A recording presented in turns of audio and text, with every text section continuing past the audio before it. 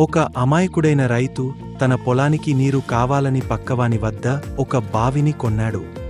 నీటికోసం బావి దగ్గరికి వెళితే పక్కవాడు, "నువ్వు బావి కొన్నావు కాని నీళ్లని కాదు. నీళ్లు ముట్టుకోడానికి వీలులేదని" అడ్డుకున్నాడు.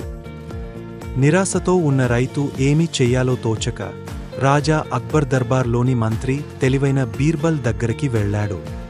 అంతా విని బీర్బల్ రైతుని, బావిని అమ్మిన వాడిని పిలిచాడు. నీళ్లు తీసుకోడానికి ఎందుకు ఒప్పుకోవట్లేదని ప్రశ్నించాడు. మోసగాడైనవాడు, "నేను బావిని అమ్మినాను కాని అందులోని నీటిని కాదు" అని జవాబు చెప్పాడు. తెలివైన బీర్బల్, "అంతా బానే ఉంది కాని నీ నీరు వాడి బావిలో ఎందుకు దాచుకున్నావ్?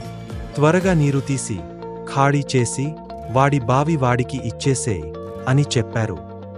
తనెంతో గొప్పగా ఉపాయం వేస్తే అది మొదటికే మోసం వచ్చింది అని గ్రహించినవాడు క్షమాపణ చెప్పి బుద్ధి తెచ్చుకున్నాడు.